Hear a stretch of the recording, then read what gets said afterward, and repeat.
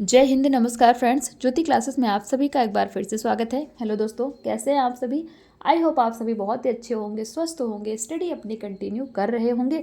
चलते हैं हमारी आज की क्लास की तरफ। जैसा कि आप सभी जानते हैं, हम कर रहे हैं हमारी होम साइंस की सीरीज, जिसमें हम क्लास 6 से 12 तक की पढ़ाई को कंटिन्यू कर रहे हैं, जो कि बहुत ही अच्छे से हमारी चल रही है।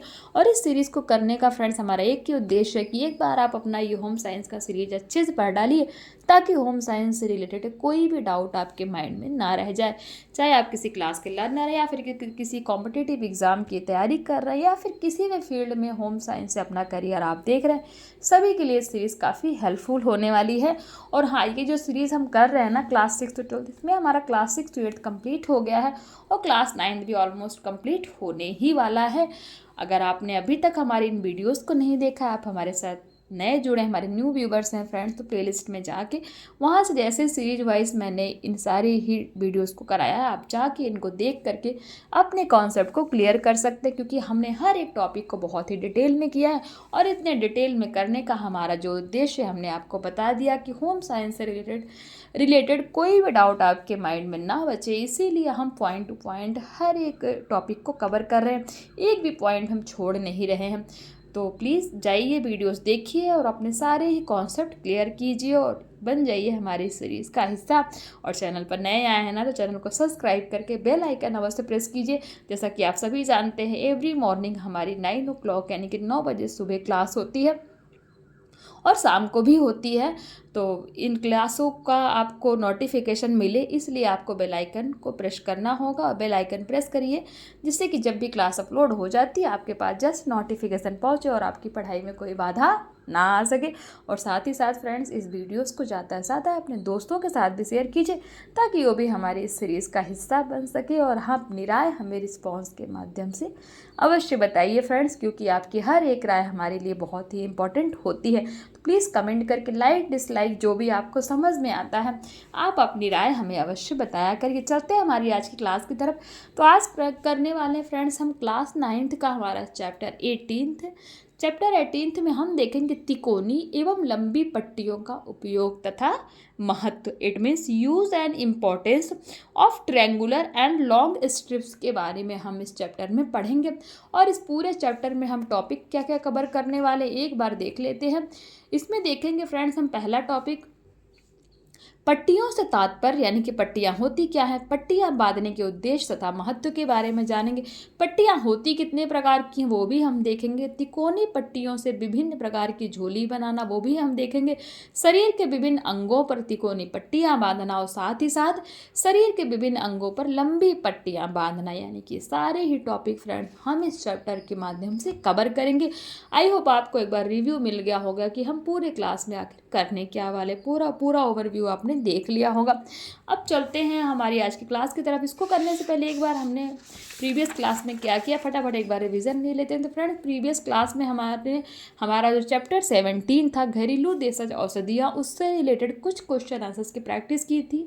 आई होप आपने उस क्लास को देखी होगी, जो कि हमारी अभी आज मॉर्निंग में ही सुबह हुई है। 9 बजे हमने वो क्लास की थी, और उसमें हमने इन सारे क्वेश्चन आंसर्स की प्रैक्टिस बहुत ही अच्छे से डिटेल में किया था। तो ये थी हमारी फ्रेंड्स प्रीवियस क्लास, जो कि हमारी कंप्लीट हो गई होगी। आई होप आपने उन वीडियोस को देख लिया होगा। नहीं देखा है तो प्लेलिस्ट में जाके वीडियो देख करके अपने कॉन्सेप्ट को आप क्लियर कर सकते हैं। तो ये तो थी हमारी प्रीवियस क्लास। चलते हैं आज की क्लास की तरफ।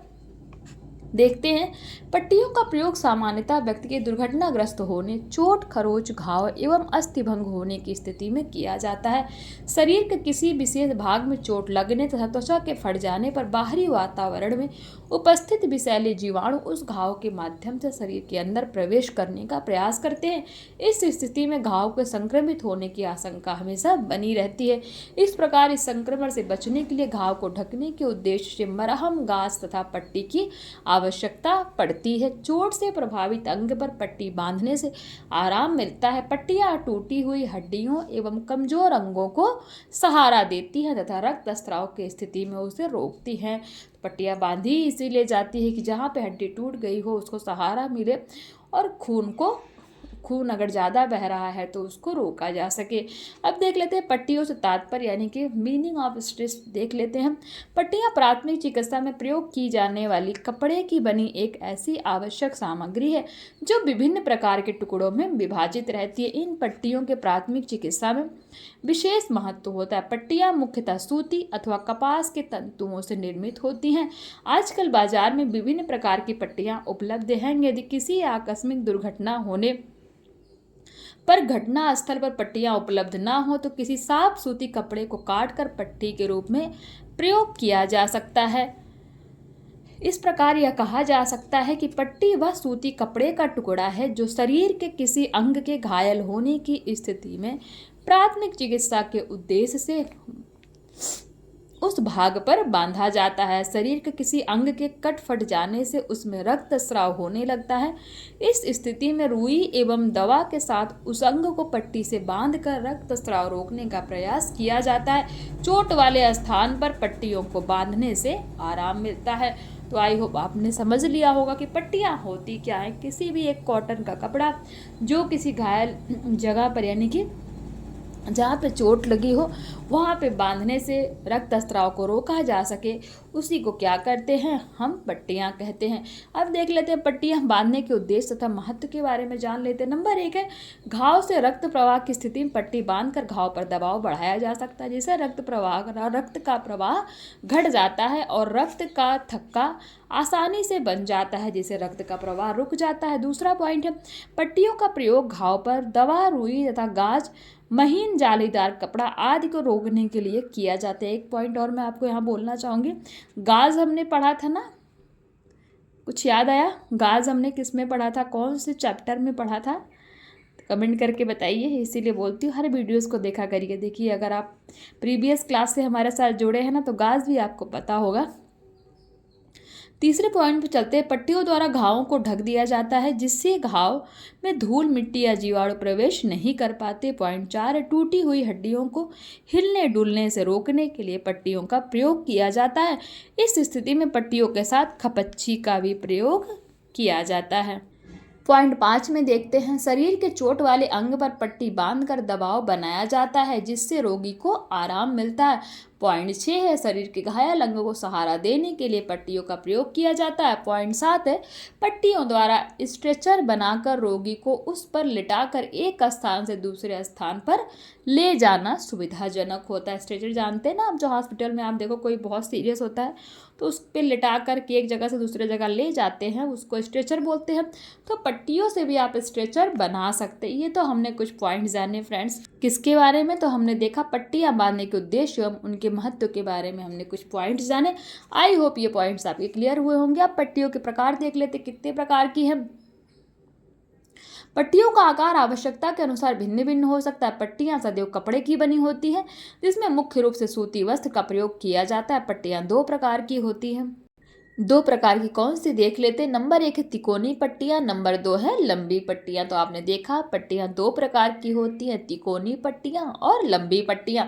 अब तिकोनी पट्टियां देख लेते हैं कैसी होती हैं, फटाफट देखते हैं।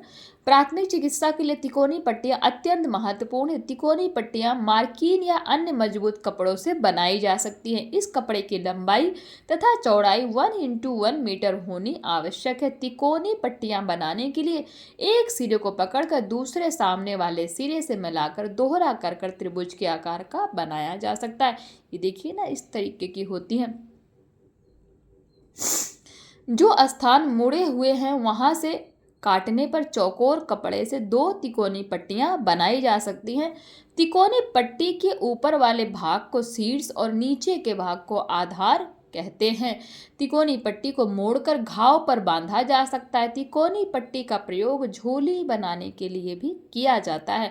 घटना स्थल पर तिकोनी पट्टी उपलब्ध न होने पर रुमाल को मोड़कर भी तिकोनी पट्टी बनाई जा सकती है। बट ये ध्यान रखना होगा कि जो रुमाल हो वो क्या हो, वो कॉटन की हो। तिकोनी पट्टियाँ बांधने की विधियाँ देख लेते हैं। नंबर 1 है पूरी तिकोनी पट्टी। जिस तिकोनी पट्टी को पूरे आकार में संपूर्ण रूप से प्रयोग में लाया जाता है उसे पूरी तिकोनी पट्टी कहा जा सकता है। ये आप देख पा रहे हैं ना, ये पूरी तिकोनी पट्टी है, यानी कि इनमें 3 तिकोनी का मतलब है कि 3 कोने होना। ये देखिए ये ये ट्रायंगल बोलते हैं ना इसको, त्रिभुज, तो 3 कॉर्नर है इसमें, इसीलिए इसको तिकोनी पट्टी कहते हैं। आई होप आपको समझ में आ गया होगा। दूसरा है चौड़ी तिकोनी पट्टी। जब तिकोनी पट्टी के शीर्ष को आधार के शीर्ष पर रखकर पट्टी को मोड़कर प्रयोग किया जाता है तो उसे चौड़ी तिकोनी पट्टी कहते हैं। ये देखिए किस तरीके से है ना, दिख रहा है नहीं, ये है हमारी क्या, चौड़ी तिकोनी पट्टी। अब देख लेते हैं दूसरा पॉइंट, आधी चौड़ी तिकोनी पट्टी। जब चौड़ी तिकोनी पट्टी को एक बार फिर मोड़ा जाता है तो उसे आधी चौड़ी तिकोनी पट्टी कहते हैं। चौथा है सकरी पट्टी या पतली तिकोनी पट्टी। जब आधी चौड़ी तिकोनी पट्टी को एक बार और मोड़ा जाता है तो उसे सकरी पट्टी या पतली तिकोनी पट्टी कहा जाता है। जब इसे 2 से 3 बार मोड़ दिया जाता है तो यह पट्टी गद्देदार हो जाती है।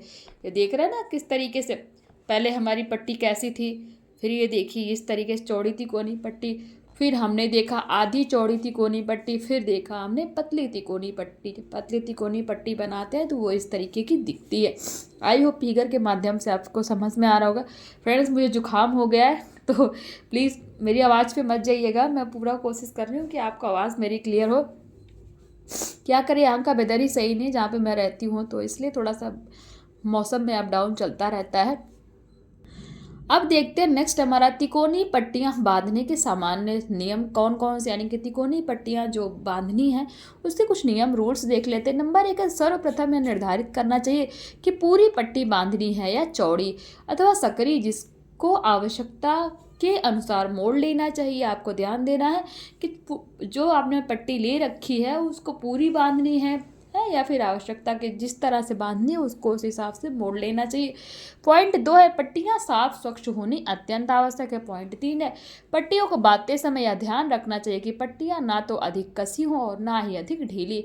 यदि पट्टियां अधिक कसी हों तो उससे रक्त का प्रवाह रुक जाता है तथा अधिक ढीली होने पर पट्टी खुलकर गिर सकती है।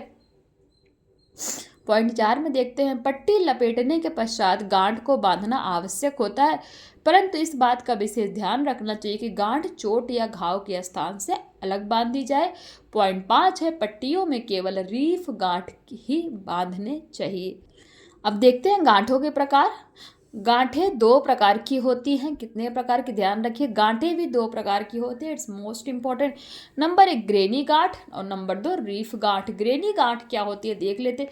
यह सामान्य प्रकार की गांठ होती है जो प्राथमिक चिकित्सा के दौरान सामान्यतः प्रयोग नहीं की जाती क्योंकि इस प्रकार की गांठ फिसल जाती है और शरीर को चुभती है। रीफ गांठ देखते हैं, अभी देखा ना हमने रीफ गांठ, तो इसके बारे में जान लेते हैं। पट्टी बांधते समय रीफ गांठ का ही प्रयोग होता है क्योंकि यह एक विशेष प्रकार की चपटी गांठ होती है। देखिए इस तरीके से दिखती है रीफ गांठ, जो ना तो ढीली होती है और ना ही चुभती है। तो ये रीफ गांठ देख लिया हमने। अब रीफ गांठ बांधा कैसे जाता है, किस तरीके से रीफ गांठ आप लगा सकते हैं, उसकी विधि भी देख लेते हैं।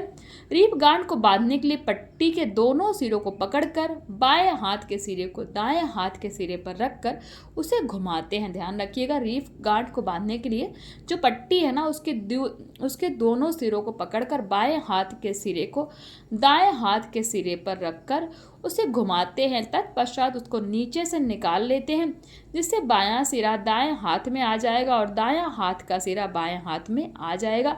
अब दाएं हाथ में पकड़े हुए सिरे को बाएं हाथ के सिरे पर रखा जाता है और उसे घुमाकर नीचे से निकाल लिया जाता है। अब दोनों सिरों को विपरीत दिशा में खींचने से गांठ बन जाती है। रीफ गांठ बांधने के बाद सामान्यतः ढीली नहीं होती, परंतु आवश्यकता के अनुसार इसे आसानी से खोला जा सकता है। तो ये तो आपने देख लिया रीफ गांठ और उसके बांधने के नियम। नेक्स्ट चलते हैं, हमारा क्या है, नेक्स्ट हमारा तिकोनी पट्टियों का महत्व, यानी कि जो हमारी तिकोनी पट्टियां होती है उनका इम्पोर्टेंस क्या होता है देख लेते हैं। नंबर 1 है, घाव के रक्त प्रवाह को रोकने के लिए यह पट्टी अत्यंत उपयोगी होती है। नंबर 2, शरीर के घाव को रोगाणुओं और धूल मिट्टी आदि सुरक्षा के लिए इस पट्टी से ढका जा सकता है। नंबर 3, शरीर के किसी अंग में चोट लग जाने अथवा दर्द होने पर उस स्थान पर दबाव बनाने के लिए इन पट्टियों का उपयोग किया जाता है। नंबर 4, इन पट्टियों की सहायता से टूटी हुई हड्डियों को मिलाकर स्थिर करके बांधा जा सकता है। खपच्चियों को सहारा देने के लिए भी इनका उपयोग किया जाता है। किसका, तिकोनी पट्टियों का। पॉइंट 5 है, जिन अंगों पर चोट लगी है उन्हें सहारा देने के लिए इन पट्टियों से झोली भी बनाई जा सकती है। विशेष रूप से भुजाओं को सहारा देने के लिए इसका प्रयोग उपयुक्त रहता है। ये तो हमने देखा क्या, तिकोनी पट्टियों का महत्व। अब लंबी पट्टियों के बारे में पढ़ते हैं। लंबी पट्टियों का प्रयोग सामान्यतः घाव को ढकने के लिए तथा घाव पर दवा को यथा स्थान पर रोकने के लिए किया जाता है। लंबी पट्टियां महीन तथा जालीदार सूती कपड़े से बनाई जाती। इस कपड़े को गाज कहा जाता है। ध्यान दीजिएगा, लंबी पट्टियां जिस कपड़े से बनाई जाती है उसी कपड़े को क्या कहा जाता है? गाज कहा जाता है। गाज के अतिरिक्त मार्किन, मलमल तथा पॉपलिन के कपड़ों से भी लंबी पट्टियां बनाई जाती है, बट बेसिकली गाज के कपड़े से ही बनाई जाती है। इन पट्टियों की लंबाई और चौड़ाई में आवश्यकता अनुसार भिन्नता हो सकती है। लंबी पट्टियां बांधने के नियम। नंबर 1 है, पट्टी कसकर लपेटी हुई एवं साफ होनी चाहिए। नंबर 2, घायल अंग के अनुरूप ही पट्टी की लंबाई एवं चौड़ाई होनी चाहिए। नंबर 3, उक्त स्थान जहां पर पट्टी बांधी जाती है उसको सहारा देकर आगे की ओर रखा जाना चाहिए। नंबर 4, पट्टी नीचे से ऊपर की ओर तथा अंदर से बाहर की ओर बांधी जानी चाहिए। नंबर 5 है, पट्टी बांधते समय रोगी एवं बांधने वाले व्यक्ति की स्थिति आमने सामने होनी चाहिए। नंबर 6 है, पट्टी बांधने के क्रम में पट्टी को पिछले चक्कर की पट्टी का 2/3 भाग ढक लेना चाहिए। नंबर 7 है, पट्टी हमेशा स्वच्छ हाथ से ही बांधी जानी चाहिए। नंबर 8 है, पट्टी बांधने के क्रम में रोगी के आराम का पूरा ध्यान रखना चाहिए। यानी कि अगर आप पट्टी बांध रहे हैं तो आपको ये भी इंश्योर करना है कि जो रोगी है उसको कोई दिक्कत ना हो पट्टी बांधते समय। नंबर 9 है, बांधने के क्रम में पट्टी जमीन पर ना गिरे अन्यथा पट्टी गंदी हो जाएगी। नंबर 10, सिर पर पट्टी पीछे से बांधी जानी चाहिए। नंबर 11, रक्त स्त्राव वाले स्थान पर अगर पट्टी बांधनी हो तो पहले उक्त घाव या चोट को रुई से पूरी तरह ढक देना चाहिए, तत्पश्चात पट्टी बांधनी चाहिए। नंबर 12 यानी कि 12th, पट्टी बांधने के बाद उसे 5 से 6 सेंटीमीटर से अधिक खुला ना छोड़ें। नंबर 13 है, पट्टी को बांधते समय पहला चक्कर कसकर बांधना चाहिए, तत्पश्चात दूसरा एवं तीसरा चक्कर भी उसी पर बांधें। इसके बाद पट्टी लपेटते हुए आगे बढ़ें। अब देख लेते हैं लंबी पट्टी बांधने की विधि। इसके पहले हमने क्या देखा, लंबी पट्टी के नियम देखे, उसकी विधि देख लेते। नंबर 1 है साधारण चक्राकार विधि। नंबर 2 है अधोमुख चक्राकार विधि। नंबर 3 है 8 आकार की पट्टी। नंबर 4 है स्पाइका पट्टी और नंबर 5 है कैप लाइन पट्टी। तो ये जितने सारे हमने पॉइंट देखे किसके बारे में है, लंबी पट्टी बांधने की विधि है। अब एक एक पॉइंट को डिटेल में पढ़ लेते हैं। तो नंबर 1 साधारण चक्राकार विधि देख लेते हैं। इस विधि के अंतर्गत चोट लगे हुए अथवा घायल भाग पर पट्टी को गोल आकार में लपेटा जाता है। ध्यान रखिएगा किस विधि में, साधारण चक्राकार विधि में। यह विधि शरीर के समान मोटाई वाले अंगों पर पट्टी बांधने में प्रयोग किया जाता है। नंबर 2 अधोमुख चक्राकार विधि। शरीर के उन अंगों पर पट्टी बांधने में इस विधि का प्रयोग किया जाता है जिनकी मोटाई समान नहीं होती। इस विधि में पट्टी में कई चक्कर दिए जाते हैं एवं हर चक्कर में पट्टी को ऊपर से नीचे की ओर उल्टा कर दिया जाता है। नंबर 3 है 8 आकार की पट्टी। इस तरह की विधि में पट्टी को क्रमशः ऊपर तथा नीचे से ले जाकर घायल अंग के चारों ओर टेढ़े रूप से निकाल दिया जाता है। ये पट्टियां बांधने के क्रम में चक्राकार 8 की तरह बन जाती हैं, इसलिए इन्हें 8 आकार की पट्टी कहते हैं। इस प्रकार की पट्टियां जोड़ अथवा जोड़ के पास बांधी जाती हैं। नंबर 4 है स्पाइका पट्टी। यह पट्टी शरीर के उन अंगों पर बांधी जाती है जो शरीर के साथ 90 डिग्री अथवा समकोण आकार बनाते हैं, जैसे कंधा हो गया, कूल्हा हो गया इत्यादि। इस प्रकार के अंग के उदाहरण हैं। यानी कि जो हमारे कंधे हैं, कूल्हे हैं, उन पर किस टाइप की पट्टी बांधी जाती है, तो स्पाइका पट्टी बांधी जाती है। पॉइंट 5 है कैपलाइन पट्टी। यह सिर पर बांधी जाने वाली पट्टी है जो 2 पट्टियों को जोड़कर बनाई जाती है। तो सिर पर बांधे जाने वाली पट्टी जो दो पट्टियों को जोड़कर बनाई जाती, किस प्रकार की पट्टी है, तो कैपलाइन पट्टी उसको हम बोलते हैं। अब लंबी पट्टियों का महत्व देख लेते। नंबर 1 घायल अंगों को सहारा देकर आराम दिलाने में। नंबर 2 तेजी से हो रहे रक्तस्राव की दिशा बदलकर उसे रोकने में। नंबर 3 है घायल स्थान अथवा घाव पर उचित दबाव बनाने में। नंबर 4 तेजी से हो रही सूजन को रोकने में तथा इसे कम करने में। और नंबर 5 रुई की यथास्थान लगाए रखने में। यानी कि जो आपने चोट के ऊपर रुई लगा रखी है उसको जहाँ पे लगा रखिए उसी स्थान से इधर उधर न खिसके, इसका भी ध्यान इस पट्टी के माध्यम से रखा जाता है। तो ये तो हमने देखा किसके बारे में, कुछ पट्टियों के बारे में। हमने कितनी पट्टियाँ पढ़ी, ध्यान रखिएगा। पट्टियाँ दो प्रकार की होती हैं, तिकोनी पट्टियाँ और लंबी पट्टियाँ। तिकोनी पट्टियाँ हमने पढ़ी, तिकोनी पट्टियाँ बांधने की विधि देखी। फिर हमने देखा तिकोनी पट्टियाँ जो है वो 4 विधियों से बांधी जा सकती हैं। कितने? 4 विधियों से।